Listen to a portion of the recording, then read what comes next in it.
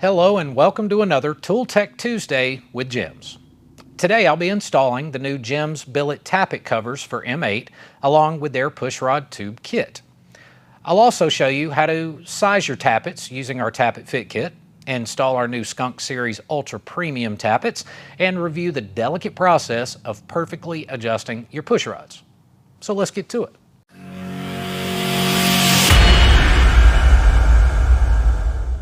The new billet tappet covers from JIMS are quite a bit shorter than your stock M8 covers. This is great because it allows you more room when adjusting your pushrods. They also look fantastic, include hardware and gaskets, and are available in chrome or black. There are two ways you can install them as well, either with the JIMS pushrod tube kit or a stock twin cam pushrod tube assembly. With the JIMS pushrod tube kit, you would install using your stock M8 upper pushrod tube and spring along with a washer and O-ring from a twin cam pushrod tube. We'll start by assembling our pushrod tubes using the JIMS pushrod kit. Remove the upper stock pushrod tube, slide it into the new midsection, install the stock spring and the washer and O-ring from the twin cam tube. Then the lower section. If you're using twin cam pushrod tube assemblies, install them as you normally would. Now you can use our tappet fit kits to size your lifter bores. So the way that these are made, they're produced on the exact same production line out of the exact same material as the tappet. So you have a good crossover comparison between this and the actual tappet. Okay. Notice there's a finger hold up here, and the tip that's on here is Delrin. So if something happened, you absolutely dropped it, it's softer than the cam. It's not going to hurt the cam. So the idea is to start with a standard. You want to make sure it is clean and dry. All your lifter bores are clean and dry. And we're going to slide the slug in there. And notice it went down on its own weight, but what we're looking for is a slip fit with just a small amount of shake to it. Once you determine what sizes you need, drop your new Skunk series tappets into the JIMS vacuum priming tool. Now don't use compressed air. You will need to connect a vacuum bleeder. Use a Mighty Vac hand pump or something similar. Then you want to apply that vacuum until no more bubbles are seen coming out of the tappet. Now this can take 3 or 4 cycles to do that. When you install your tappets in an M8, we suggest facing all of the oil ports outward. Now let's go to the bench and I'll show you how to install adjustable pushrods. First place we want to start, I actually like to start on the rear cylinder. We want to make sure we're on top dead center of the compression stroke. Now there's a common mistake here that can happen. We got to remember, we have no pushrods in here, so the valves will never open. Often people will put their finger over here, feel the air escaping as the piston is on its upstroke, and that's only going to tell you it's on its upstroke. The valves aren't opening. There's no way to determine if you're on compression stroke or the exhaust stroke. So you can first verify. You're going to spin the engine over. It's sucking in. Now it's blowing air out,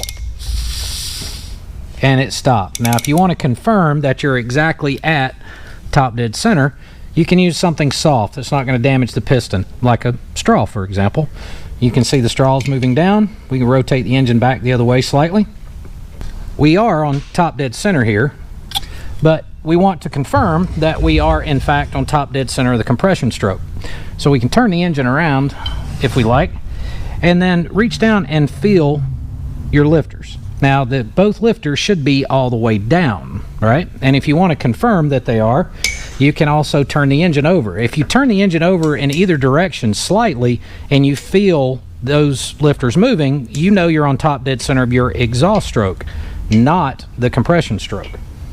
Now I'll rotate the engine one more time, feeling air come out, and this will put me at top dead center of my compression stroke.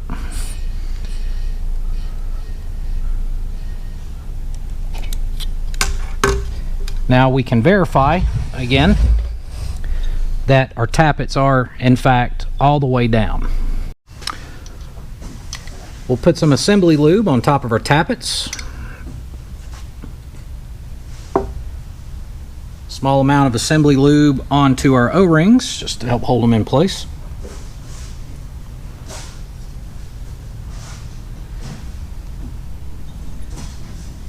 And I like to start with the intake side simply because it's inboard and a little easier to get to. You need to verify your pushrod tube length. Some pushrod tube manufacturers, even though these are adjustable, they will have different length pushrods, typically with the intake being shorter. Slide it inside just like that. We're going to put some assembly lube on top of our pushrod. Slide it into place.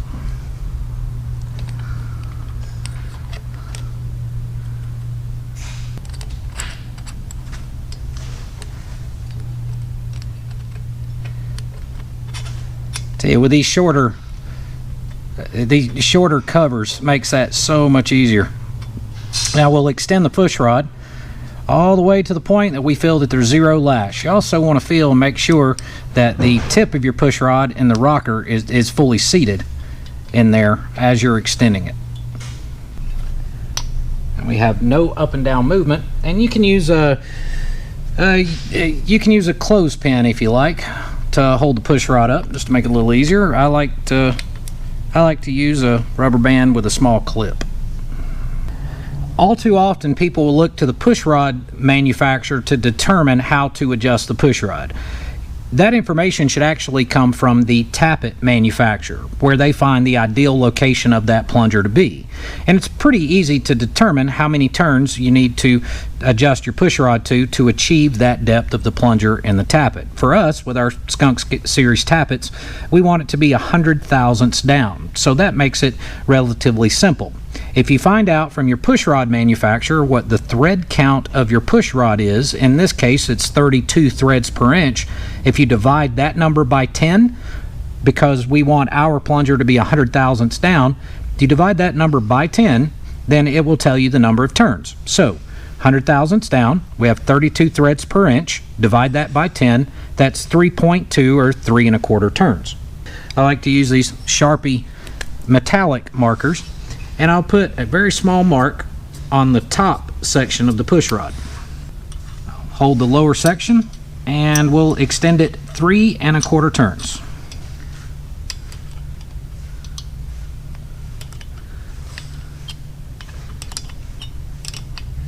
We do not want the lower section to move. Grab another wrench, hold the top section, make sure it doesn't move, and then now we can tighten down our lock nut. Now, I like to wait a few minutes just to make sure that this pushrod can be turned. It's a little difficult to turn it at this point, so we're just going to wait a few minutes until I can spin this by hand. Pay close attention down there to your O-ring. Make sure that you're not collapsing it or pushing it into that bore. Now we can extend our top tube. Wiggle it around in there and make sure that it is seating inside the O-ring, again not pushing it into the head. Then we can install our top clip.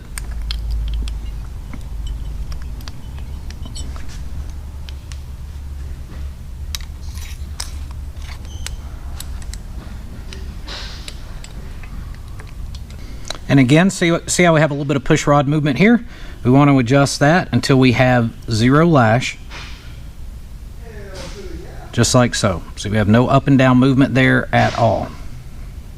And again, 3 1/4 turns.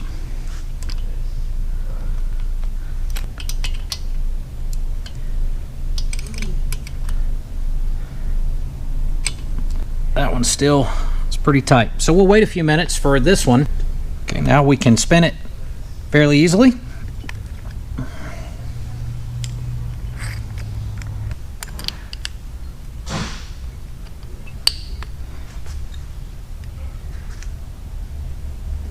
Do not rotate the engine over to do the front cylinder until, again, you are certain that both valves are on the seat and you're able to spin both push rods easily.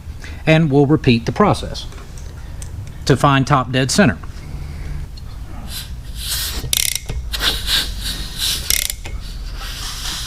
Also wanted to show you these while we're in there. These are the JIMS magnetic tappet holders. They'll work with these covers as well as the stock M8 and your twin cam. Of course, if you need to get it into the cam chest here, remove cam plate for any reason, Tappet staying in place, these do a great job of holding them up so they don't fall out into your cam chest there.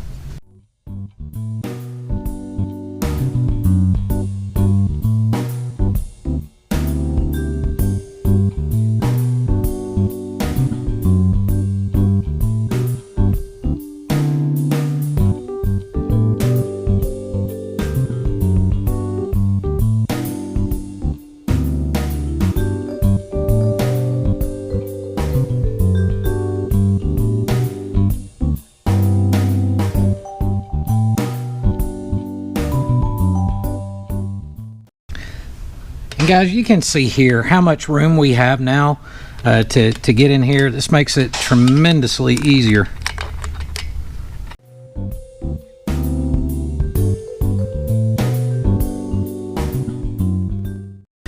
And again, you want to make sure before you turn this engine over, before you attempt to crank it, you want to make sure that you can turn your push rods so that your valves are all the way on the seat and the lifter's bled down.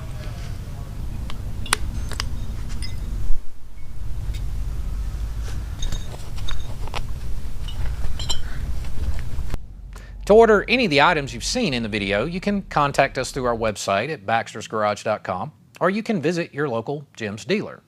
Thanks for watching. See you on the next Tool Tech Tuesday, where I install the JIMS force flow fan, then move to a shovel head project, where I'm installing a JIMS billet oil pump and top-end oil and conversion kit. As always, take care of yourselves and each other. Have a good one.